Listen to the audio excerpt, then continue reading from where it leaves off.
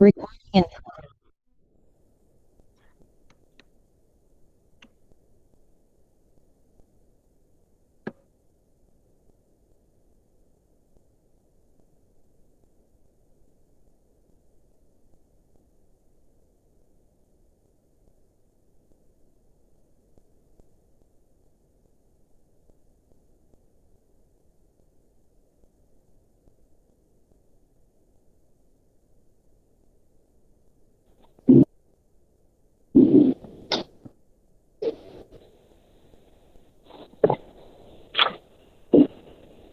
मैं डॉक्टर शशि प्रभा कश्यप बसंत कन्या महाविद्यालय डॉक्टर अनुराधा बघोली मैम और की तरफ से आपके मंच से जुड़े समस्त विद्वत जनों का खासकर महाविद्यालय के महाप्रबंधक श्रीमती उमा भट्टाचार्य मैम और हमारी प्रधानाचार्य प्रोफेसर रचना श्रीवास्तव मैम और हमारे मुख्य अतिथि स्वामी दयापूर्णानंद जी तो महाविद्यालय की समस्त शिक्षक एवं शिक्षिकाओं तथा समस्त छात्रों का हार्दिक स्वागत और अभिनंदन करती हूँ। जैसा कि आपको ज्ञात है कि भारत में स्वामी विवेकानंद की जयंती 12 जनवरी को प्रतिवर्ष राष्ट्रीय युवा दिवस मनाया जाता है। इस संबंध में संयुक्त राष्ट्र संघ के अनुसार सन 1984 को अंतर्राष्ट्रीय युवा वर्ष घोषित किया गया और इसके महत्व को देखते हुए भारत सरकार ने यह घोषणा की सन 1994 का दिन राष्ट्रीय युवा दिवस के रूप में देश भर में मनाया जाए। ऐसा अनुभव किया गया कि स्वामी जी का दर्शन एवं स्वामी जी के जीवन तथा उनके कार्यों के पश्चात निहित उनका जो आदर्श है, यही सब भारतीय युवकों और युवतियों के लिए प्रेरणा का बहुत बड़ा स्रोत हो सकता है। इसलिए यह राष्ट्रीय युवा दिवस मनाने की घोषणा की गई भारत सरकार के द्वारा। 12 जनवरी 1863 में इस महान और प्रेरक व्यक्तित्व का जन्म हुआ। ये युवा सन्यासी जिन्होंने विश्व शांति और भारत के सनातन धर्म के संस्कृति को विश्व पटल पर खोज कर रख दिया था और इन्होंने भारत को एक विश्व गुरु के रूप में पूरा स्थापित किया। इनके द्वारा दिसंबर 1863 में एक व्याख्यान प्रस्तुत किया जो कि दुनिया के व्याख्यान से गिना जाता है। ऐसे महान व्यक्तित्व के जीवन, उनकी अमृत वाणी और विचारों से अवगत होने का मिलेगा। स्वामी एक डॉक्टर जो से जुड़े हैं और निरंतर वे तक जाते हैं।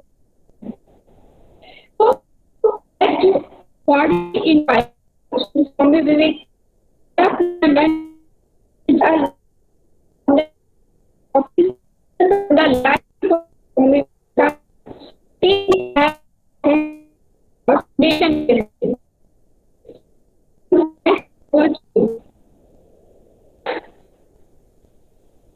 सर, क्या आप? हाँ, आवाज थोड़ा नेटवर्क शायद थोड़ा इशू हो रहा है, थोड़ा प्रॉब्लम हो रहा था क्योंकि मेरा आवाज स्पष्ट आ रहा है अभी। हेलो, आवाज क्या सुनाई दे रहा है? आवाज स्पष्ट आ रहा है?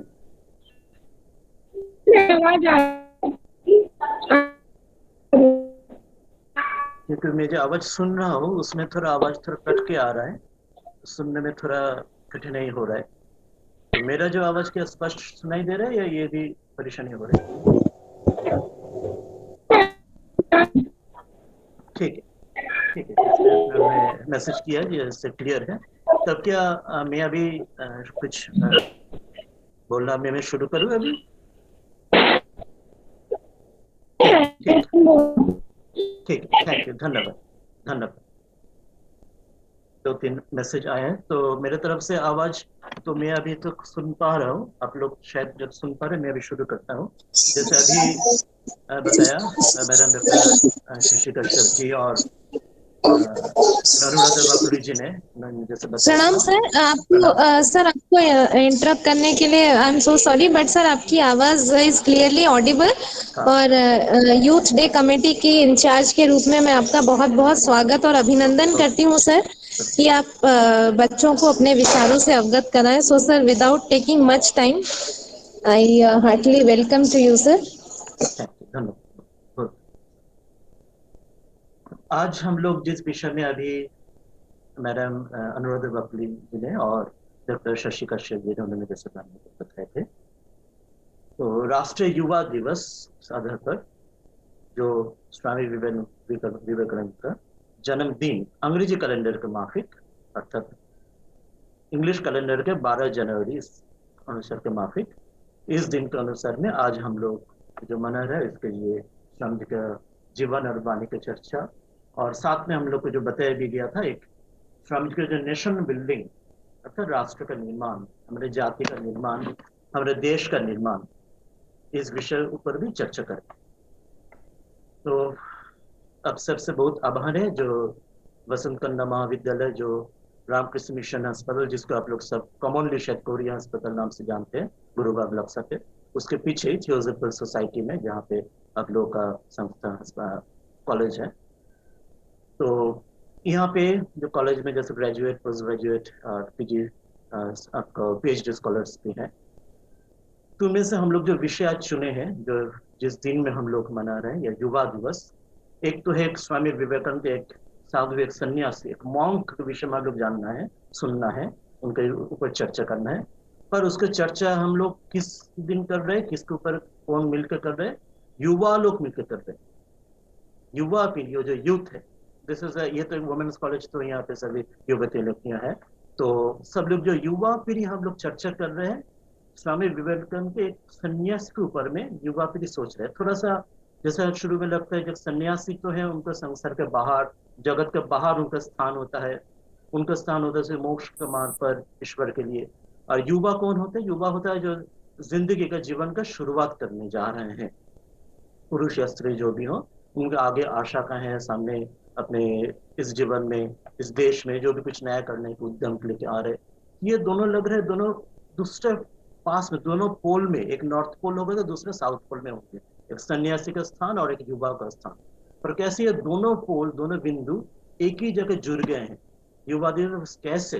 स्वामी विवेकानंद का ही हम लोग इतना, हमारे जो बड़े हम लोग संत छोड़ के भी और भी हमारे महापुरुष भारत में भी है, विदेश में, क्यों उनके नाम से हम लोग युवा, क्यों उनको युवा दिवस क्यों लेते हैं? ये दूसरे बिंदु हम लोग चर्चा में आने की कोशिश करेंगे। तीसरा विषय जो आज के विषय जो बताया गया था कि नेशन बिल्डिंग, जो उन्होंने बताया राष्ट्रीय युवा दिवस में, तो राष्ट्र का निर्माण, जाति का निर्माण, जो देश का निर्माण। तो ये जो तीसरा जो बिंदु है नेशन, कंट्री, ये बिंदु में हम लोग जोड़ने की कोशिश करेंगे। कैसे जैसे देखे एक लिनियर थिंकिंग हम लोग करेंगे तो एक तीन बिंदु कब जुड़ सकते हैं? एक ट्रायंगल के फॉर्म में जुड़ सकते हैं, त्रिकोण बन सकता है ना? तो त्रिकोण जब बनेगा, उसके एक कोण में हम लोग विवेकानंद, दूसरे कोण में युवा, तीसरे कोण में देश, राष्ट्र रखे। तो ये तीन कोण ऐसे कोण बिंदु में आधार पर तीनों एक ही जगह में आ सकता है। अभी जब हम लोग तीनों की बात कर रहे हैं ट्रायंगल में दो एक साथ तो जुड़ सकते हैं, तो तीसरे उसके जुड़ने के लिए उसके एक से सहारे लेना पड़ेगा। एक साथ तीनों एक ही कोई बिंदु में एक साथ एकत्रित नहीं हो सकता है। हम लोग मैथमेटिक्स में पढ़ता है, जिसको हम लोग बोलते हैं लीनियर थिंकिंग, लीनियर मैथमेटिक्स में ये अलग अलग तीनों अलग ही रह सकते हैं। पर किस ढंग से ये तीनों बिंदु एक ही जगह पे आके मिल सकते हैं, जहाँ पे उस कोई बिंदु से युवा भी, स्वामी विवेकानंद भी, और यह राष्ट्र, जाति, देश भी एक ही बिंदु में तीनों जोड़ सकते हैं। तो कौन सी बिंदु हो सकते हैं? वो जो लीनियर थिंकिंग के अलावा दूसरे को थिंकिंग हम लोग सोचेंगे। लीनियर थिंकिंग जो पाश्चात्य विद्या में मतलब कॉज एंड इफेक्ट, एक कारण होगा, उसका कार्य होगा, इस ढंग से सोचते हैं। पर हम लोग दूसरे ढंग से सोचेंगे आज का जो हम लोग चर्चा करेंगे, एक एब्स्ट्रैक्ट थिंकिंग और बोल सकते हैं पैरेलल थिंकिंग, जहाँ पे ये तीनों एक ही केंद्र बिंदु में जोड़ सकते हैं। कैसे जोड़ सकते हैं, आपके मैथमेटिक्स बता सकता है। एक ट्रायंगल को एक ही 2 डायमेंशन में देखे तो कभी भी तीनों एक ही पॉइंट में जोड़ नहीं सकते, पर ट्रायंगल को मैंने 3rd डायमेंशन में लेके जाऊं तो वो क्या हो जाएगा, एक पिरामिड बन जाएगा, है ना। तो जब पिरामिड बन जाएगा, तीनों को नीचे का जो बिंदु है, ये विवेकानंद, युवा और राष्ट्र, एक ऊपर का जगह चौथा कुछ बिंदु बन जाएगा पिरामिड का, जो टॉप मोस्ट होगा, तो 3rd डायमेंशन उस जगह वहां पे बिंदु में तीनों ही एक ही जगह मिल सकते हैं, विवेकानंद भी, युवा भी और राष्ट्र भी। तो हम लोग कोशिश करेंगे आज का जो चर्चा में किस ढंग से ये तीनों बिंदु जो एक डायमेंशन में 2 डायमेंशन में नहीं मिल सकते, और नया तीसरा कौन सा डायमेंशन हम लोग निकाल सकते हैं, सोच सकते हैं हमारे भविष्य के लिए, हमारे लिए, युवा के लिए और देश के लिए भी, जहाँ पे हम लोग स्वामी जी से विचार को एक बिंदु तक ला सकते। वो कौन सा बिंदु का चौथा बिंदु, ये चौथा बिंदु जो पिरामिड के ऊपर में रहते हैं, उस बिंदु का खोज पर, उस बिंदु की तलाश पर आज का हम लोग जो चर्चा हम लोग करने कोशिश करेंगे, तीनों को पिरामिड जैसे मिलाने के लिए। हम लोग जो मैंने बताया एब्स्ट्रैक्ट थिंकिंग और पैरेलल थिंकिंग को दूसरे ढंग से, हम लोग जिस ढंग से सोचते हैं उससे थोड़ा अलग ढंग से हटके सोच के सोचेंगे। तो पहले आए हम लोग शुरू करते हैं। जैसे भारतवर्ष का हम लोग जहाँ पे आज काशी में है, वाराणसी में है, ये विश्व के प्राचीनतम जो लिविंग सजीव आजकल शहर है, और ये भारत का आध्यात्मिक राजधानी, भारत का पॉलिटिकल राजधानी तो दिल्ली है, पर this is the spiritual capital of India और the oldest city of the world. और इस भारत में पहले पहले कितना सदियों से, कितना हजारों मानव से, कितना महापुरुष, भगवान बुद्ध इधर सारनाथ में आए हैं, भगवान शंकराचार्य यहाँ पे आए हैं, भगवान चैतन्य देव यहाँ पे आए हैं, श्री रामकृष्ण परमहंस आए हैं, श्री दयानंद सरस्वती जी आए हैं, और भी कितने सारे आए हैं, और स्वामी विवेकानंद की चर्चा करेंगे। तो आज का हम लोग जो शुरुआत हो रहा है, ये वाराणसी का ही सिंधिया घाट पर, आप लोग देखे होंगे संकटा माई का मंदिर है माता, उसके बगल में आत्मवीरेश्वर शिव का मंदिर, सिंधिया घाट के ठीक ऊपर में ये आत्मवीरेश्वर मंदिर हुआ है, एक ढंग से स्वामी विवेकानंद का यहाँ पे सूचना का आज का जो दिन है, इस दिवस का सूचना किस ढंग से था। स्वामी जी की जो माता भुवनेश्वरी देवी कलकत्ता पे, उनके एक संतान के लिए प्रार्थना करते हुए यहाँ पे उनके एक दूसरे एक रिलेटिव के द्वारा इसी आत्मवीरेश्वर मंदिर सिंधिया घाट पर, संकटमाई मंदिर से थोड़ा बगल पर, आप लोग बहुत लोग जरूर दर्शन भी किए होंगे। तो वहां आके उन्होंने 1 साल वहां पे प्रार्थना करने के बाद स्वामी विवेकानंद का जन्म, इस ढंग से श्री रामकृष्ण के उनके एक विशेष दर्शन भी हुआ था, जो ये वाराणसी की तरफ से इस तरफ से ज्योतिष के जैसे नक्षत्र ज्योतिष कलकत्ता तरफ जा रहा है। उसके बाद उनका जन्म विषय में उनका ज्ञात हुआ।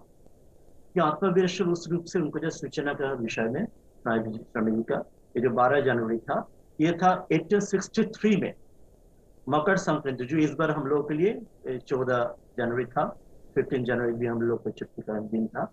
तो उस साल में 1863 में 12 जनवरी बस मकर संक्रांति का पुण्य लग्न था।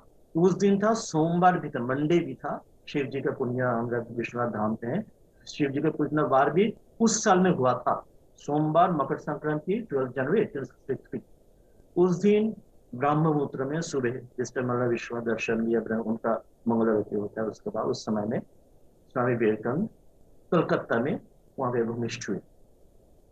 भूमिष्ठ होने के बाद उनका जो उस समय का जो बचपन का जो जीवन था, जैसे हम लोग मातृभूमि भारत में है, यहाँ पे पैदा हुए हैं हम लोग सब, यहाँ से हम लोग मातृभूमि भाषा सीख रहे, जान रहे, उनसे उनका संसर्ग, उनके संपर्क से ले रहे हैं। इसी ढंग से स्वामी जी अपने जीवन का जो सूचना अपने माता भुवनेश्वर देवी से उन्होंने बाद में बताया विस्तृत रूप से, अंग्रेजी में, इंग्लैंड में, अमेरिका में, भारत में भी। उनसे उनको सबसे पहले, हम लोग जैसे स्कूल में, कॉलेज में अभी जैसे हैं, तो उनका सबसे पहले जो उनको पीढ़ी हुआ शिक्षा का, अपने माता के गोद में बैठे हुए हुआ था। उनके माता भी, उनके सबसे पहले जो अंग्रेजी उनके शब्द सीखना, उन्होंने माता के, उनके मुंह से उन्होंने सीखने को, सुनने को मिला था, सीखने को मिला था। और उनको जो मातृभाषा बांग्ला भी, वो भी स्वाभाविक रूप में अपने माता के पास में सीखने को मिला था।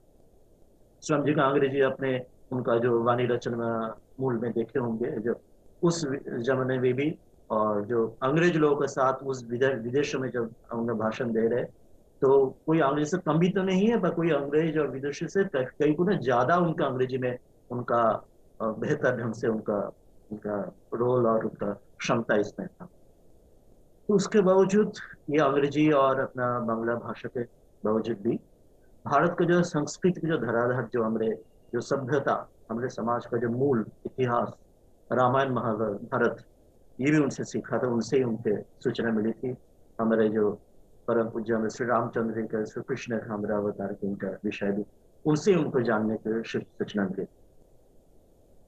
उन्होंने बाद में भी बताया थे बहुत बार, जो मैंने जो कुछ भी आज सीखा है, जाना है, जो मैं बोलता हूँ भविष्य में, उससे सूचना, जो उन्होंने बोले थे, I am indebted to my mother for whatever knowledge I have acquired. जो भी मैंने ज्ञान प्राप्त हुआ है, विदेश में स्वामी जी बोलते थे, उसकी सूचना उसके अपने माता से भी प्राप्त हुआ था। उनके घटना था छोटे बचपन के, जिसको उनके जीवन के सूचना का अर्थ दिखाई देता है। भारत का हम लोग जो नेशनल सिंबल में, अशोक स्तंभ में एक है, जो सत्यमेव जयते, सिर्फ सत्य का जय होता है, मिथ्या का कभी नहीं। तो स्वामी जी का जब बचपन में स्कूल में घटना घटी थी, स्कूल में कोई कारण से उनको कोई पनिशमेंट या कोई उनको देने के कोई चर्चा थे टीचर के लोगों के साथ चर्चा में, तो उन्होंने, स्वामी जी उसमें सच बोलने से कोई डर भी नहीं किया, उनके पीछे भी नहीं हटा, उन्होंने सच बोल दिया, जो हाँ, it was I was doing, कोई बात वो चल रहा था दूसरे के साथ, दूसरे बच्चे के साथ क्लास के बीच में, उन्होंने सीधे बोल दिया, हाँ, वो जो बात मैंने कर रहा, चर्चा हो रहा था क्लास के बीच में, दूसरे को जो आवाज जो गब्बाजी कर रहे थे, वो मैं ही था। वो डरा नहीं, पीछे नहीं हटा। तो इस विषय में, तो बाद में भी और दूसरे विषय में, जब उनको कभी शास्त्री मिला, जिसमें कोई सही ढंग कारण से, गलत कारण से भी, उन्होंने अपने माता जी को जो बताया, माता जी को बहुत विशिष्ट एक उनको संदेश दिया, जो आजीवन उन्हें अपने जिंदगी में, अपने जीवन में वो ध्यान रखा था, बाद में बताते थे। ये संदेश उनका माता जी का ऐसे था, जो always follow the truth without caring about the result. Very often you may have to suffer injustice or unpleasant consequences for holding to the truth, but you must not, under any circumstances, abandon it. अर्थात स्वामी जी बाद में बोलते थे, सत्य के लिए सब कुछ त्याग किया जा सकता है, पर किसी के लिए भी सत्य का त्याग कभी नहीं किया जा सकता है। ये सत्य में भी जाए, सत्य का अविषय जय होता है, तो इसके लिए बहुत दुख भी सहन करना पड़े, तब भी तुम सत्य को मत छोड़ो। माता जी उनको ये शिक्षा दिए थे, जो उसके लिए इंजस्टिस हो, तुम्हें कोई कष्ट सहना पड़े, अनप्लेजेंट जगह रहना पड़े, तो सत्य को पकड़ के रहोगे, जो भी हो सत्य को कभी मत त्यागो। भारत का संस्कृति की जो मूल शिक्षा, मूल सामाजिक हमारे जो समाज का सभ्यता का वाणी, एक छोटे बच्चे के आधार पे उनके माँ से ने सीखा। इसके बाद स्वामी जी का जो उम्र बढ़ते गए, उम्र बढ़ते बढ़ते स्कूल कॉलेज में जब पहुंचे, उन्हें पाश्चात्य के और भारत का दोनों का, संस्कृति का, साहित्य का, दर्शन का पुस्तक पढ़ने के बाद उनको देखे, ये जो पाश्चात्य पुस्तक है, जो प्राच्य जो दर्शन, इसमें एक बहुत बड़ा अंतर हरा कितना है, जो पाश्चात्य बहिर्जगत की बात बोल रहे हैं, और प्राच्य हमारे एक मूल, हमारे अंतर जगत, मनोजगत की बात बोल रहे हैं, जो पाश्चात्य में कहीं पे मिल भी नहीं रहे, दर्शन भी, समझ में भी, देखने भी कहीं नहीं मिलता है। तो उन्होंने ये इसके तलाश में लगा, जो प्राच्य की ये जो दर्शन में जो कुछ मिलता है, जो कुछ हम लोग को देखने को आया है, ये सचमुच में ये कुछ ये पाने की या जानने के लिए योग्य है, ये सिर्फ पुस्तकों में भी है। पुस्तक बाहर के सचमुच ये साक्षात्कार करने योग्य है, ये पुस्तक में जो कुछ ये वाणी दिया गया है, इसके तलाश में उन्होंने आगे बढ़ते गए। बढ़ते बढ़ते बढ़ते बढ़ते कलकत्ता में दक्षिणेश्वर में श्री रामकृष्ण परमहंस से उनसे संयोग हुआ, जिनके पास उन्होंने ऐसे व्यक्ति को देखा जिन्होंने ये पुस्तक कुछ नहीं पढ़े हैं, पाश्चात्य पुस्तक तो छोड़ ही दीजिए, प्राच्य पुस्तक भी नहीं पढ़े कुछ भी, वो लगभग अनपढ़ एक निरक्षर जैसे एक व्यक्ति थे। पर ये पुस्तक, प्राच्य दर्शन में जो कुछ तत्वों का दिया गया, जो कुछ साक्षात्कार वाणी, उसका जो चिंतन, उसका जो निचोड़ जो दिया गया है, ये जो व्यक्ति है, इनके बीच में समाधि के आधार पर वो सारे सत्य उनका अपने से अंदर से आ रहे, बिना कुछ बाहर का पुस्तक पढ़े हुए। इनसे उनको जो मिला तो प्राच्य पुस्तक में जो दिया गया है उसका प्रमाण उनको इस व्यक्ति के अंदर मिला, और उन्होंने अपने जीवन का उनको तैयारी होने लगा। तो धीरे धीरे उन्होंने अपने जीवन भी भारतीय संस्कृति, समाज और सभ्यता का धरोहर रूप इसका आगे में सदियों से, कितना हजारों साल से हमारी परंपरा, इस परंपरा आगे बढ़ते हुए इस प्राच्य दर्शन में जो कुछ है उसका जो निचोड़ वो अपने जिंदगी में, अपने जीवन में उतरेंगे। वो सत्य का साक्षात्कार खुद भी करेंगे, और ये सत्य का साक्षात्कार जो पाश्चात्य उनको नहीं दे पा रहा है, और प्राच्य भी आज उसको लगभग भूल के उसके डूबते जा रहे हैं पाश्चात्य के आधार पर रोशनाई पे देख के, वो दोबारा उस रोशनाई को प्राच्य का जो अपने जो तेज का, सत्य का जो तेज, और दोबारा उसका ऊपर उठाएंगे, ऊपर दोबारा जगाएंगे। ये सोच जब उन्होंने आया उनके जीवन में, हमने बोले थे उनकी सूचना तो हुआ था जन्म से पहले हमारे इस पुण्य वाराणसी धाम में आत्मवीरेश्वर सिंधिया घाट के मंदिर से, जिस घटना बताया। पर उन्होंने जब श्री रामकृष्ण का जो देहांत हो गया 1886, उस टाइम अर्थात उनका जन्म था 1863, और उस टाइम 23 साल की उम्र, अर्थात लगभग आप लोग जो बच्चे लोग आज जो है यहाँ पे उपस्थित है, graduates, post graduates, PhD scholars, कोई 20 से 25 ऑलमोस्ट आपकी उम्र होंगे, कुछ उससे कम, थोड़ा कोई उससे ज्यादा। तो उसी उम्र का स्वामी जी थे। तो स्वामी जी महाराज के उस टाइम उन्होंने चिंतन किया, ये जो मैंने आज निश्चय कर चुका हूँ, ये सत्य मुझे अपने जीवन में वो आना है, वो सिर्फ पुस्तक में नहीं रहना है, और वो सत्य भी सारे भारत भर भी और सारे विश्व में वो बांटना है। तो उन्होंने उसके तैयारी के लिए उन्होंने कलकत्ता से सूचना लिया, जो मुझे उसी काशी धाम पर आना है, जिस काशी धाम में हम लोग जैसे पहले बताया भगवान बुद्ध देव, शंकराचार्य, चैतन्य देव और विदयानंद सरस्वती, कितने लोग वहां पे आके इसका विश्वनाथ का उनका आशीर्वाद लेके इस सत्य का अपने जीवन में उतरा है और इस सत्य को सारे जगत पर फैला है। उन्होंने वहां से सोचा, ये निर्णय लिया, जो my idea is to remain at Kashi, at Varanasi for some time and to watch how Vishwanath and Annapurna deal it out to my Lord, and my resolve is something like either to lay down my life or realize my ideal. So help me, the Lord of Kashi. अर्थात मैं काशी में आऊंगा, आके वहां पर मैं तपस्या करूंगा, साधन करूंगा, और साधन नहीं कर होके मुझे सत्य का उपलब्ध नहीं हो तो मैं शरीर तक भी तोड़ने के लिए तैयार हूँ, पर मुझे मंत्र का उसका जो साधन का उसका निचोड़ मुझे मिलना ही। शरीर छोड़ने तक जैसे भगवान बुद्ध ने साधन किए थे, जो मुझे ये शरीर भी छोड़ जाए तब ये आसन छोड़ के मैं नहीं उठूंगा जब तक मुझे सत्य का प्राप्ति ना हो जाए। उन्होंने इस संकल्प लेके उन वाराणसी धाम में आए और उनको विश्व अन्नपूर्णा को लेके रहे। उसके बाद उन्होंने उन विश्व विख्यात जो उनका परिक्रमा, सारे भारत परिक्रमा, भारत के जानने के लिए, अभी तक उन्होंने भारत का कैसे जाने थे, भारत का जो ये पुस्तक दर्शन साहित्य में, भारत के उपनिषद में, भारत का संस्कृति में जाने थे। उसके बाद भारत के महापुरुष के द्वारा भारत के जाने थे, श्री रामकृष्ण और महापुरुष के द्वारा।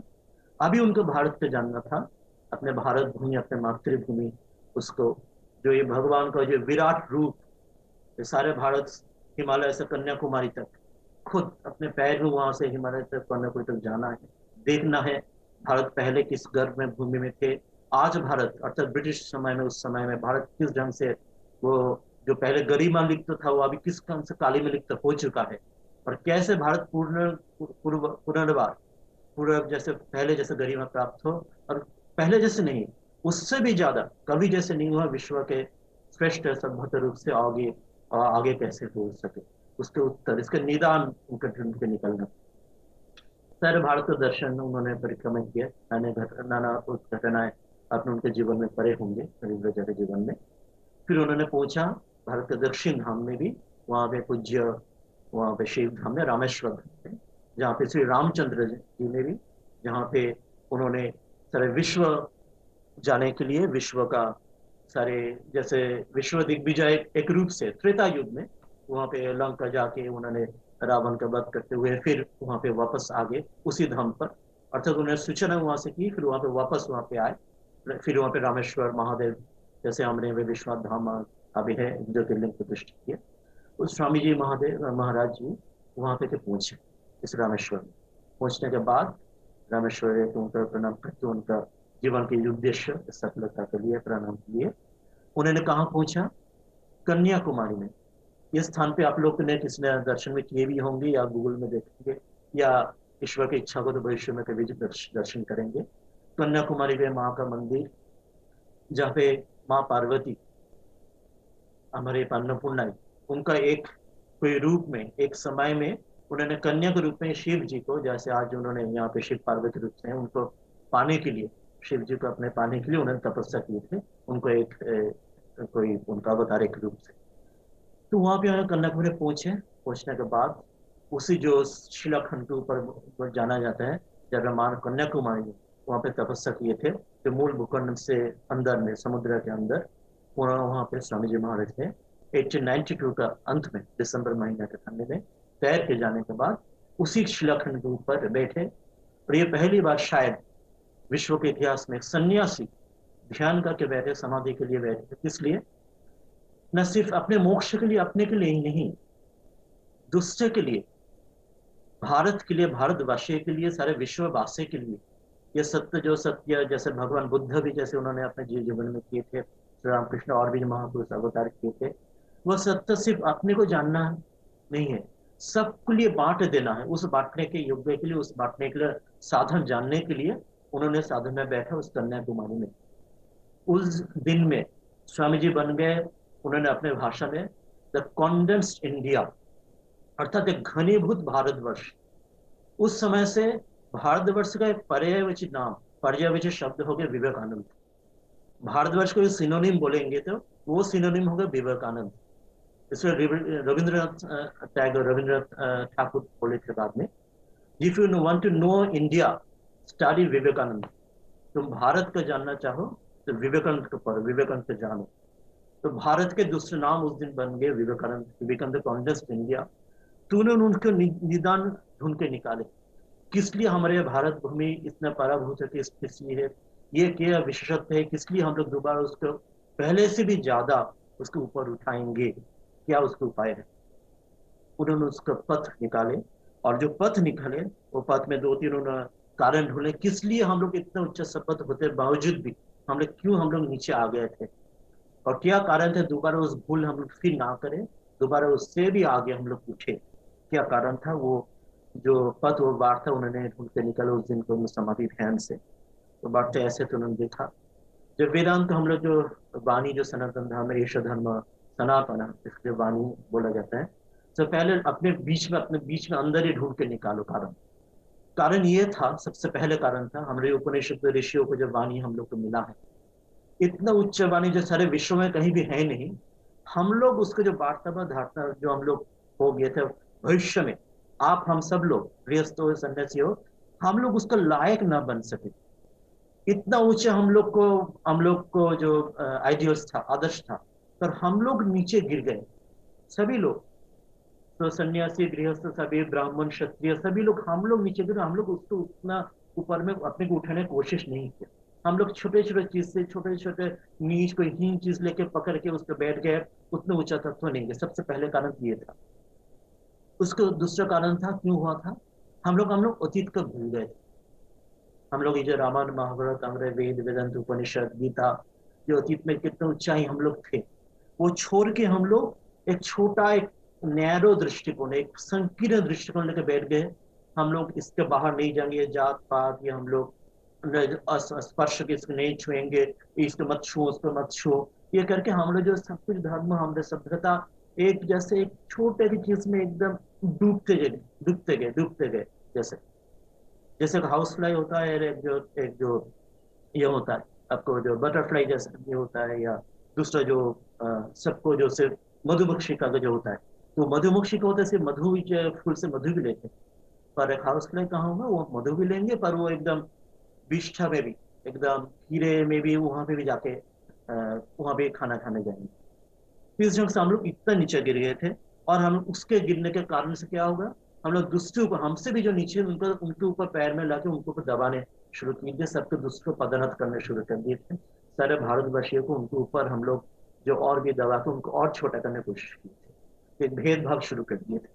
कि उन्होंने ढूंढ के निकाला, ये हमारा कारण था जो हम लोग ये हम लोग नीचे जो गिरने के कारण। उसके साथ और भी कुछ कारण था जो उसके विस्तृत चर्चा में नहीं आएंगे, जो बौद्ध धर्म का जो पतन हो उसके साथ कुछ कारण, इस्लाम धर्म का जो आक्रमण हो उसके साथ हमारे कुछ कारण, और ब्रिटिश का जो हम लोग के साथ जो हम लोग पराधीन हो गया वो भी कुछ वजह था। और उसके साथ पहले तो हमारा अंतरंग कारण, उसके बाद बहिरंग कारण। अंतरंग से हम लोग दुबली हो पतली हो गई तो इसलिए बहिरंग कारण हम लोग को दब दो, सबसे पहले ये। तो इससे आगे कैसे निकाले, इसके आगे कैसे हम लोग उठे, जागे कैसे दोबारा उठे, समझो ढूंढ के निकले। पहले शुरुआत वहां से करो जहां से तुम गिरने शुरू किए थे, अर्थात तुम अपने संस्कृति, अपने अपने पास्ट, अपने अतीत को भूल गए थे।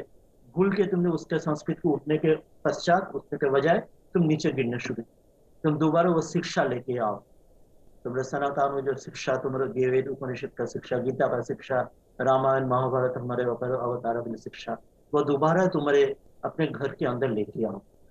सही शिक्षा हमें, वो शिक्षा हमें नहीं चाहिए सिर्फ जिस शिक्षा हमें सिर्फ थोड़ा कुछ नौकरी मिले, कुछ पैसा मिले, कुछ कमाए थोड़े घर विराद और मकान बने, कुछ खाना खाया, फिर एकदम शरीर छूट गया, फिर दूसरे पीढ़ी आ गई, फिर ऐसे चलते गया, और कोई इससे बड़ा कुछ हम लोग दृष्टि भी नहीं है।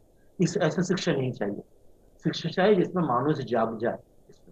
सिर्फ पैसा कमाने का नौकरी का शिक्षा नहीं। जो डिग्री चाहिए सिर्फ हमें जो नौकरी मिलेगा, एक पैसा मिलेगा, बस वो जरूरी नहीं, उससे ज्यादा है। वो तो आएगा, अपने आप आएगा, पर तुम अपने पैरों में खड़े होने का शिक्षा तुमको, ये उन्होंने शुरू बताया शिक्षा। उसके बाद क्या करना चाहिए, जो जिनको तुम इतना सालों से, इतना हजार सालों पदोन्नत करके रख रहे थे, तुमने दूसरे को, अपने नारी जाति, अपने गरीबों को, सबको शूद्र अस्पृश्य ये सब कहते पदोन्नत करके रखते, उनको दोबारा जागा, दोबारा उठाओ। दोबारा जो दुबला है, पतला है, जो दुर्बल है, उनको दोबारा ऊपर ऊपर उठा ले आओ, ऊपर ले आओ। ये दूसरा तुम्हारा काम है। वो दूसरों से सेवा करो, सेवा करके उनको ऊपर लाओ। तीसरा क्या काम है, स्वामी जी बताए, जो ये जात पात के जो धराधर में जो कास्ट आज के दिन जो बोला जाता है, जो बावजूद में से इस ढंग से बोलने से ब्रिटिश लोग का आमदनी है, उससे पहले हम लोग जो वर्णाश्रम धर्म, मतलब ब्राह्मण, Kshatriya, Vaishya, Shudra, that was really idea of a, Gita में जैसे है, it was a state of mind. मन की एक स्थिति है।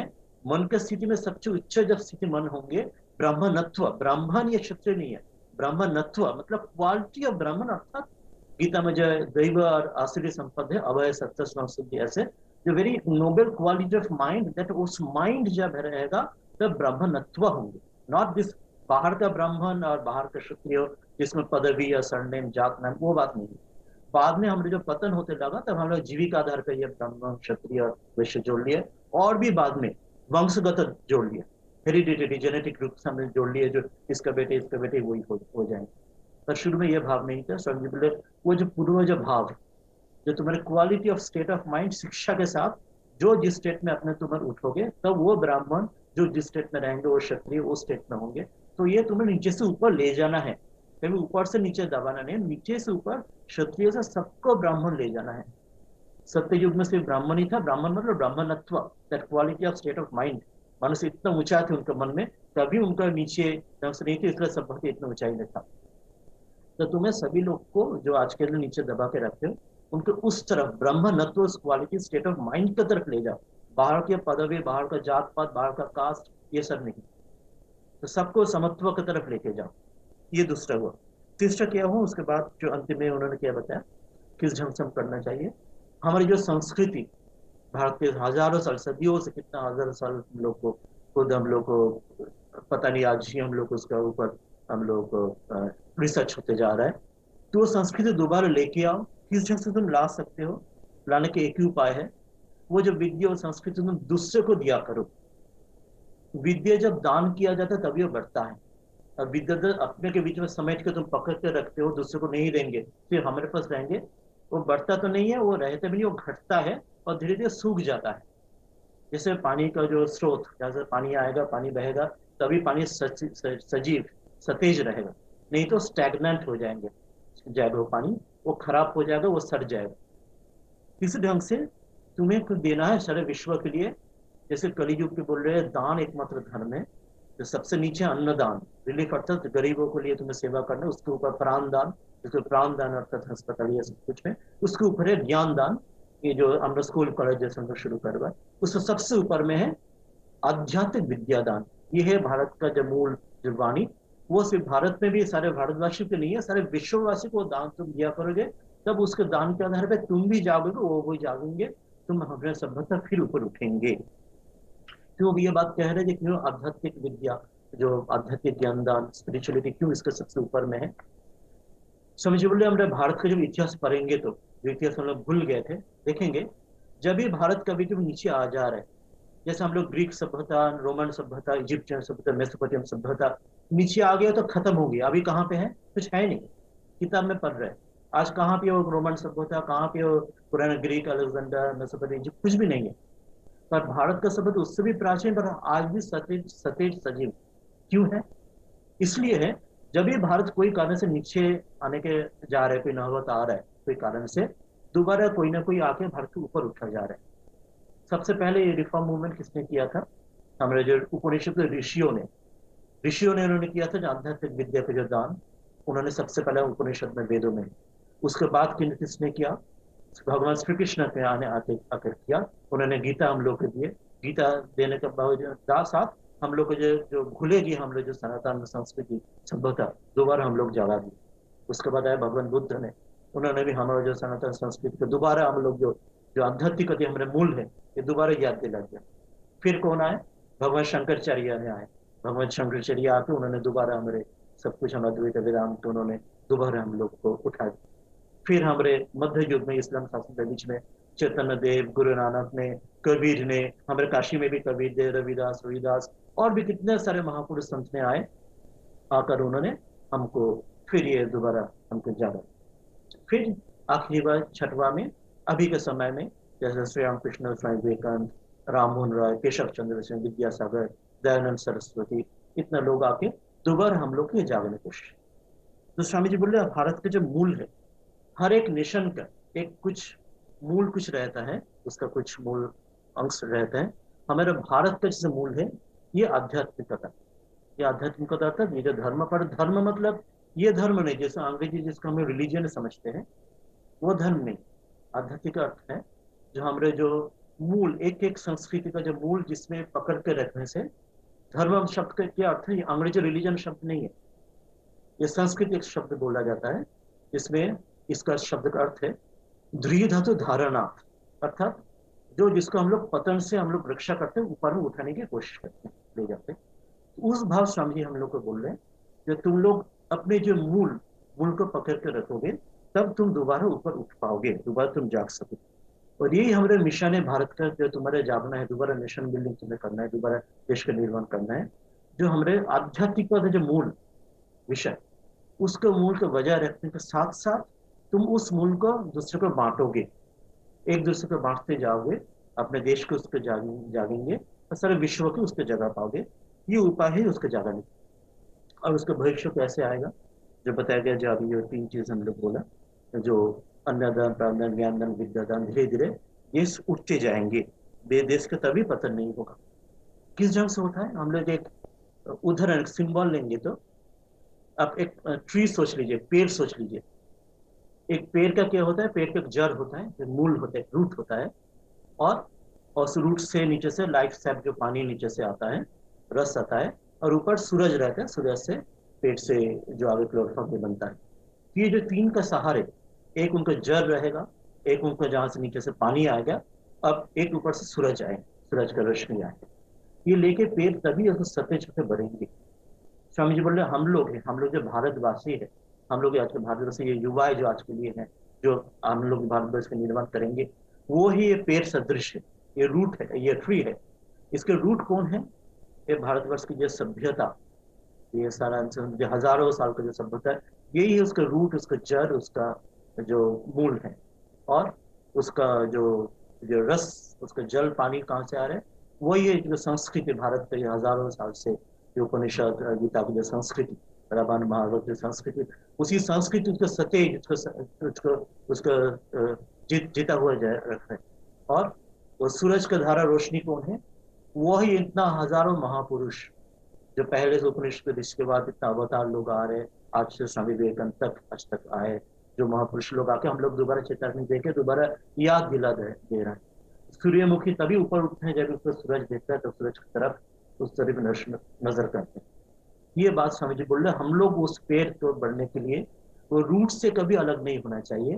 जो रूट है भारतवर्ष का, जो हम लोग सभ्यता का और हमारे सनातन जो संस्कृति, जो वो है रस, जो उसका वाटर, जो पानी, जो लाइफ साइड, और ऊपर सूरज, उसका जो समाज, जहाँ पे महापुरुष से जो समझ बनता है, वृष्टि से जो समझ बनता है, हम लोग बेहतर होंगे तो हमारे समाज बेहतर होगा। ये तीन मिलने से तभी हम लोग होगा, तभी हम लोग बी एंड मेक अपने राष्ट्र का निर्माण कर पाएंगे। हम लोग जो जो है खुद बनेंगे तभी दूसरों को बना पाएंगे। इसलिए स्वामी जी बोल रहे शुरू करने श्रद्धा से। स्वामी जी उपनिषद के बात बोलते थे, कठोपनिषद एक कहानी, छोटा सा कहानी था। एक नचिकेता नाम से एक छोटा बालक, आप लोगों से भी एक छोटा बच्चा है, जैसे 10, 12, 15 साल के बच्चे हैं, तो उसके हृदय में श्रद्धा आया। श्रद्धा जब आया, अपना आत्मविश्वास आया, आत्मविश्वास के साथ उनको ईश्वर के साथ उन्होंने फिर आगे बढ़ा। उनके यंग का जगह अर्थात मृत्यु का घर तक पहुंच गया, सत्य को जानने के लिए। सत्य में वो जाते, सत्य का जय होता है, वो जानने के लिए कहीं भी पीछे पीछे नहीं हटा। तब उन्होंने अपने जीवन के लिए, अपने संसार के लिए, अपने घर पापा के लिए, सबके लिए, उस कहानी में आप लोग पढ़े होंगे, कठोपनिषद कहानी में नचिकेता का कहानी, तो उन्होंने दोबारा अपने को जगा लिया और दूसरे के लिए, अपने पिताजी सबके लिए दोबारा वो संदेश लेके आए। ये बात से श्रद्धा स्वामी जी बोल रहे, बार बार बोल रहे हम सबके लिए श्रद्धा चाहिए। श्रद्धा मतलब बहुनामी में प्रथमा, बहुनामी में मध्यमा। बहु के बीच में कभी फर्स्ट हो, प्रथम हो, बहु का बीच में कभी मीडियम भी हो, पर मैं कभी लास्ट सबसे नीचे गिरे हुआ कभी भी नहीं हूं। यह श्रद्धा, यह घमंड नहीं है, यह सेल्फ रेस्पेक्ट, सेल्फ कॉन्फिडेंस, यह सेल्फ एरोगेंस नहीं है।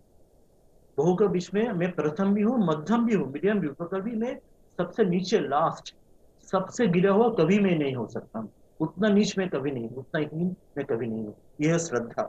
समझिए ये बात बोल रहे, ये करने से तभी हम लोग हम जो इस बिंदु में पहुंच जाएंगे।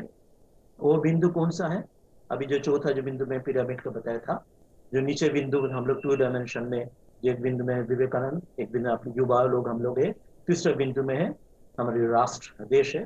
तो चौथा के बिंदु, 3rd डायमेंशन, जो पिरामिड में जाके जिस बिंदु में ये तीनों एक साथ मिल सकते हैं, वही चौथा बिंदु है, वो जो आध्यात्मिकता। धर्म पर धर्म मतलब अंग्रेजी रिलीजन अर्थ में नहीं है, मैंने बार बार ये बता रहा हूँ, ये गलती हम लोग ना करें। ये आध्यात्मिकता अर्थ है। धर्म मतलब जो दृढ़ धातु धारणा था, जो हम लोग को ऊपर के लेके जाए, नॉट एज अ ट्रेडिशनल प्रातिष्ठनिक जो धर्म रिलीजन अर्थ नहीं है। ये हम लोग जिसमें हम लोग जो संस्कृति समाचार नाम है, जो आध्यात्मिकता जिसका निचोड़ है, जिसका मूल है, उस रूप से जब हम लगे, वो चौथा हम लोग जो बिंदु पिरामिड का, उसमें जाके ये तीनों चीज, देश भी, युवा भी, विवेकानंद भी, उस बिंदु में जाकर मिल जा रहा है। क्यों मिल जा रहा है? स्वामी जी की एक अंतिम एक बात है, जिसके लिए लेके मैं अभी अंत करना चाहूंगा। आपको 35 मिनट मेरे शायद पूरा हो जा रहा है समय। तो स्वामी जी बोल रहे हैं, each soul is potentially divine. Our goal is to manifest the divinity within. How? By controlling the nature, internal or external. And how to do that? Do that by either by work or worship or philosophy or psychic control of one or two or all of this, and be free. This is the goal of and the primary basis of religion. Religion मतलब आध्यात्मिकता जो अर्थात मूल जो धर्म, not only अंग्रेजी religion नहीं, जानते हैं मूल है। बाकी सब कुछ, ये जो किताब, अलग अलग रिलीजन में जो किताबें हैं, अलग रिलीजन के धर्म, जो रिचुअल्स है, डॉगमास, डॉक्ट्रिन्स है, एवरीथिंग आर सेकेंडरी डिटेल्स। अर्थात हम लोग सभी लोग हैं पोटेंशियल डिवाइन, अर्थात हमारे बीच में वो देवत्व है। पशुत्व डार्विन हम लोग को बताया गया है ना साइंस में, पशुत्व से मनुष्यत्व आए हैं, पशु से मनुष्य आए हैं। तो हम लोग, हमारे जो ये देश, हमारे संस्कृति सभ्यता बोल रहे हैं, ये मनुष्य से देवता भी हो सकते हैं। ये देवत्व से, मनुष्य से देवत्व तक ये ले जाना, हमारे बीच में जो देवत्व पोटेंशियल रूप में है, उसके जागाना, उसको प्रकाशित करना, उसको मैनिफेस्ट करना, ये लक्ष्य है। वो लक्ष्य में जब आएंगे, हम जागेंगे, तब हमारे देश जागेंगे। क्योंकि देश हमारी सम्मिलित एक समष्टि है, समाज में हमारे सम्मिलित समष्टि है, सभ्यता संस्कृति हम जब जागेंगे, उसके एक सम्मिलित रूप है। इसलिए तो ईच सोल, हम, आप भी, हम भी, हम लोग सभी, वी आर पोटेंशियली डिवाइन। इसको जागाना है, हमारे लक्ष्य है। जब ये जागा पाएंगे, how? By controlling of nature, प्रकृति के साथ संग्राम करके, इंटरनल और एक्सटर्नल, बाहर का प्रकृति से जो संग्राम करे उसको कहते हैं विज्ञान, जो बाहर जो साइंस, अंतर के जो प्रकृति के साथ जो संग्राम कर रहे हैं, उसका बोला जाता है धर्म, या मैं जो अलग ढंग से जो बोल रहा हूँ आध्यात्मिकता। Not as earth of religion but spirituality, जिसमें हम लोग मूल है। तो वो लेके कैसे करो भाई, वर्क कर्मों सेवा के दौरान करो, और भाई वर्शिप तुम भक्ति के मार्ग से भक्ति से करो, भगवान से पूजा के दौरान करो, और भाई फिलोसॉफी विचार के दौरान करो, और भाई साइकिक कंट्रोल ध्यान के माध्यम से करो। इसके एक दो या सभी लेके करो, यही है तुम्हारे मूल है। जो लेके तुम मूल में करोगे तब तुम उसके ऊपर में तुम जो तीन बिंदु एक ही बिंदु में, जो थर्ड डायमेंशन जो मैंने अभी शुरू में बताया, पैरेलल थिंकिंग और एब्स्ट्रैक्ट थिंकिंग, अलग डायमेंशन जाके ये मिल सकता है। नहीं तो जब तक हम लोग लिनियर थिंकिंग में टू डायमेंशन रखेंगे, ये तीन बिंदु कभी भी मिल नहीं सकते, वो ट्रायंगल ढंग ढंग से रह जाएगा। मिलना है तो हम लोग ये कॉज एंड इफेक्ट के आधार से फिर हटते हुए एक चौथा जो बिंदु में जहाँ रहना पड़ेगा, जहाँ पे आध्यात्मिकता भारत का प्राण है, वो लेके सब कुछ आगे बढ़ोगे तो बाकी सब कुछ अपने आप बनते जाएगा, अपने आप जुड़ते जाएगा। और वो नहीं बन पाओगे तो बाकी सब कुछ अलग हो जाएगा। दूसरे देश दूसरे राष्ट्र के लिए उन लोगों के लिए प्राण दूसरा कुछ है। दूसरे कुछ देश में राजनीति, दूसरे कुछ देश में बिजनेस, दूसरे कुछ देश में लड़ाई, ये कुछ अलग अलग है। स्वामी जी बोल रहे हैं जैसे इंग्लैंड में उन लोग बिजनेसमैन है, और भी अलग अलग देश में अलग अलग स्थिति है। पर हमारे देश में है आध्यात्मिक प्राण, क्योंकि उपनिषद से मैंने जो 6 रिफॉर्म मूवमेंट बताया, जब भी हम लोग का पतन हो जा रहा है कुछ ढंग से भी, दोबारा उस ढंग से आध्यात्मिक शक्ति अगर दोबारा जागा रहे। इसलिए भारत अभी तक पदोन्नत होने के बावजूद भी पराभूत नहीं हुए। ग्रीस, रोम, इजिप्ट में से कहाँ खत्म हो गया, कहाँ वो ब्रिटिश एम्पायर भी अब जी नहीं है, आज सिर्फ एक ब्रिटेन एक जैसे देश हो गया। पर हम लोग वैसे ही है, दोबारा हम लोग जाग रहे हैं आध्यात्मिक के साथ में। आप लोगों से ये निवेदन है, जो स्वामी जी का जो उन्होंने संदेश उन्होंने जो बताया, उस मूल कुछ पुस्तक उन्होंने खुद अपने भाषण में बोले थे। ये उपनिषद के बारे में उन्होंने बार बार करके बताया, उत्तर उपनिषद, उसके उपनिषद भी, गीता का विषय में जो श्री कृष्ण का संदेश उसके विषय में बताया। रामायण और महाभारत का मूल संस्कृत उस अनुवाद के बारे में उन्होंने बहुत बार बताया। और मैं और भी बताऊंगा स्वामी विवेकानंद के दोनों पुस्तक के विषय में। एक पुस्तक है स्वामी जी, ये जो बात मैंने अभी कहा, स्वामी जी जब अमेरिका से लौट के आए, एक कोलंबो से अल्मोड़ा तक, कोलंबो मतलब आज का श्रीलंका से अल्मोड़ा, और भी बात आज का जो पाकिस्तान में लाहौर, आज का जो बांग्लादेश उसमें से ढाका, वहां तक भी जाके कुछ उन्होंने भाषण दिए थे, जिसका संकलन है कोलंबो टू अल्मोड़ा लेक्चर्स नाम से, हिंदी में भारतीय व्याख्यान। इसमें भी इसके निचोड़ समझ दिया है कि देश के निर्माण और साथ में अपने को जगाने के लिए जो विषय, how to be and make, खुद कैसे जागोगे, दूसरे को कैसे जगाओगे, ये बात। और एक है समझ को पत्रावली, समझ को लेटर्स। मैं आपसे सब निवेदन बताऊंगी, मैं भी इसके पढ़ो, इसी से सीख रहा हूँ, रोज रोज कुछ नया नया संदेश, नया कुछ सत्य, नया कुछ आलोक मिल रहा है। तो ये जो उपनिषद, गीता, रामायण मूल से, महाभारत मूल से, उसका साथ पूर्ण बात, और स्वामी विवेकानंद का भारतीय व्याख्यान, कोलंबो टू अल्मोड़ा लेक्चर्स और पत्रावली लेटर्स, इसके साथ और भी पढ़िए। पर ये मूल के साथ और भी आप लोग उनके जीवन के साथ, लाइफ के साथ, पुस्तक के साथ पढ़िए, तब देखेंगे जो स्वामी जी के ये जो उन्होंने ये जो बताया उन्होंने किस ढंग से अपने जीवन में उतर सकते हैं। और ये 4 पद उन्होंने बताया, ये कर्म, वर्क, वर्शिप, उसका भक्ति, साइकिक कंट्रोल अर्थात योग, और फिलोसफी ज्ञान। ये 4 पद के लिए मैं 4 शब्द आपको सिर्फ बता दूंगा, उसका आज समय भी नहीं है, मैं उसका विस्तृत चर्चा भी नहीं करूंगा। ये आपका भविष्य के लिए मार्गदर्शक रहेगा, जिंदगी में, जीवन में आप सही रास्ते में जा रहे हैं, देश के निर्माण, अपने के निर्माण के लिए जा रहे हैं या नहीं जा रहे, गलत तरफ से भटक रहे, इसका आप लोग इसका टेस्ट कर पाएंगे। असंग 4 शब्द हैं, स्वामी जी खुद बोल रहे हैं, असंग, अभय, आनंद, अहिंसा। आ से 4 संस्कृत शब्द। असंग, असंग मतलब नॉन अटैचमेंट, अटैच नहीं होना, यह है कर्मयोग का मूल मंत्र है।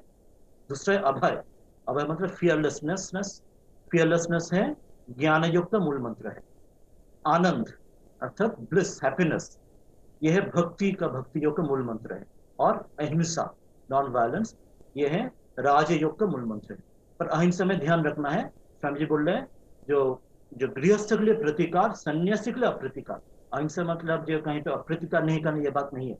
क्षत्रिय धर्म हमारे देश के लिए बहुत जरूरी है, जहाँ पे धर्म जो, जैसे स्वामी जी भगवान अर्जुन के युद्ध करने के बोले थे, जहाँ पे धर्म को अविरुद्ध हिंसा जरूरी है, जैसे युद्ध जरूरी है और भी कारण है, वहाँ पे हिंसा की जरूरत है।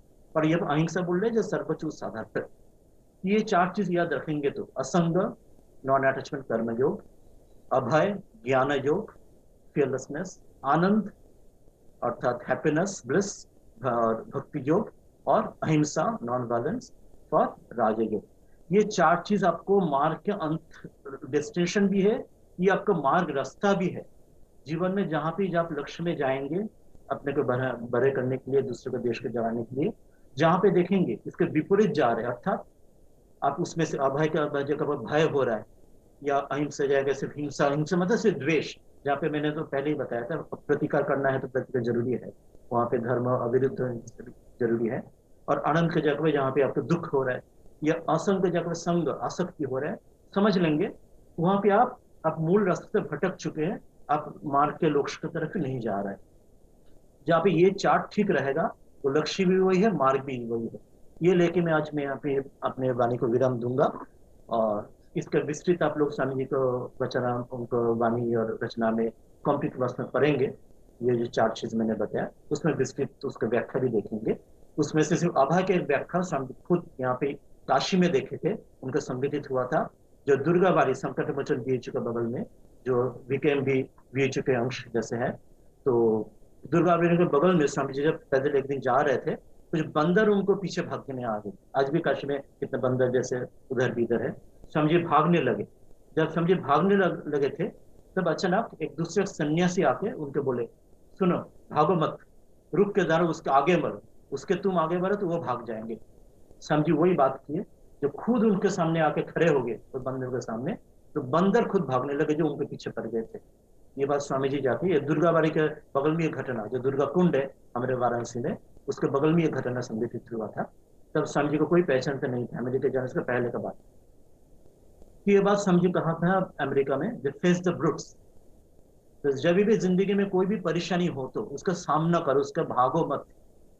ये अभय का संदेश मैंने जो ज्ञान जो एक ही उदाहरण दिया, जब भयभीत ना हो, भयभीत ना हो, उस लक्ष्य में आगे बढ़ो, मार्ग में आगे बढ़ो, तब लक्ष्य भी पहुंच जाओगे, फिर मार्ग भी सही रहेगा।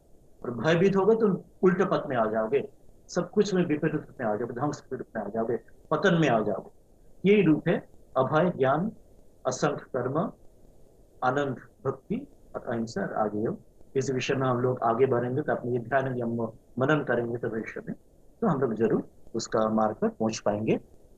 तो आज 5 मिनट का समय है, मैं अभी मेरा वाणी शायद यहाँ भी विराम करना उचित होगा। आप लोग हैं और आप लोग कुछ प्रश्न भी करना चाहेंगे और आप लोग जैसे और बताएंगे कुछ बोलना जरूरी होगा तो मैं बताऊंगा। सबसे बहुत बहुत धन्यवाद। मैं यहाँ पे मैंने शायद विराम करना उचित होगा।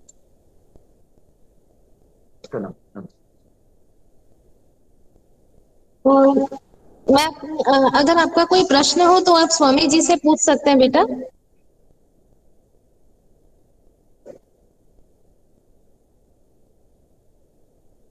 If you have any queries, then you can ask to Swami ji.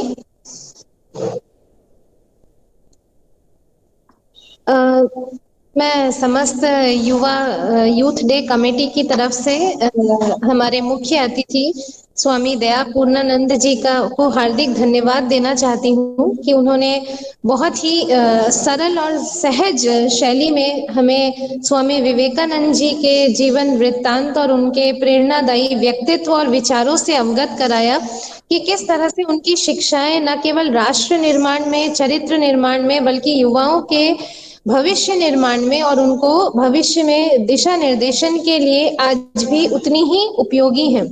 और शायद यही कारण है कि स्वामी जी के इतने वर्षों उपरांत भी हम आज भी उनके विचारों को पढ़ते हैं, उनको जानने की कोशिश करते हैं और हमारा ये प्रयास रहता है कि हम निरंतर अपनी छात्राओं को उनके विचारों से और उनके व्यक्तित्व से अवगत कराएं।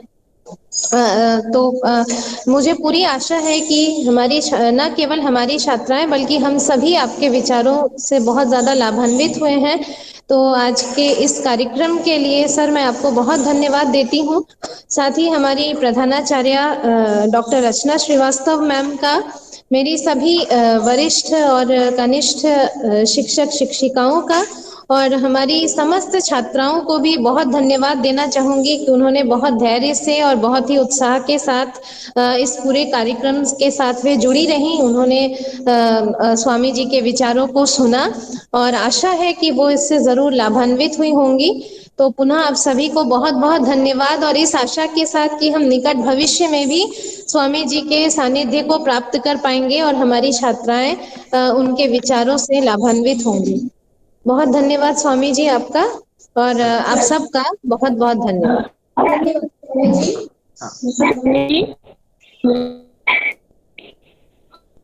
हाँ, बहुत धन्यवाद। धन्यवाद हाँ, सर। पुनर्वस वही कहूंगा जो जो पुस्तक के विषय में हम लोग ने बताया, उपनिषद, जी सर। गीता और रामायण महाभारत और स्वामी जी का भारतीय व्याख्यान पत्र बोले हम लोग पढ़ सके। तो आज जो हम लोग विचार किया इसको विस्तृत रूप जी से हम लोग जरूर लाभान्वित होंगे। और ये जो 4 शब्द जो बताया सबको निचोड़ है, जो अभय, असंग, आनंद और निशा, ये 4 पद कर्म, ज्ञान, भक्ति और योग, हम लोग खुद लाभान्वित होंगे। और ये ज्ञान के बाद में अन्नदान, प्राणदान, ज्ञानदान और विद्यादान, ये हमारे जहाँ हमारे भविष्य में भारत निर्माण, राष्ट्र निर्माण, अपने को निर्माण के लिए ये हमारे भविष्य कर्म पंथ हो, जो भी जिस पद में हो, जिस राजनीति हो, जहाँ पे धर्म में हो, इस लेके हम लोग आगे बढ़ेंगे तो जरूर हम लोग अपने देश को भी, सारे विश्व को और बेहतर बना पाएंगे। साथ साथ खुद भी स्वामी को जो श्रद्धा स्वामी चाहते थे, युवा पीढ़ी से स्वामी बहुत आशा रखते थे कि भविष्य युवा ही स्वामी का राह दिखाएंगे, जरूर हम लोग करेंगे। आप सबसे ये आशा है और आप लोग जुड़ते रहेंगे। तो thank you very much. Thank you thank you thank you sir. Thank you sir. धन्यवाद, प्रणाम sir.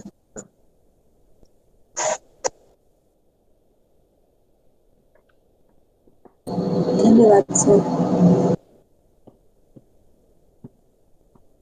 Thank you sir. Thank you sir.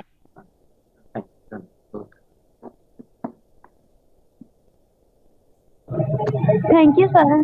Thank you very much.